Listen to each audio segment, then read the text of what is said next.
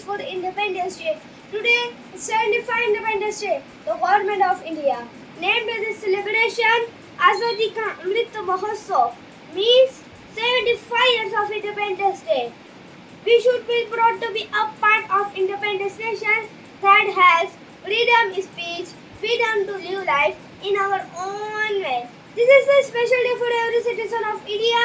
India got freedom on 15th August 1947. The day reminds for us of the great freedom fighter of India.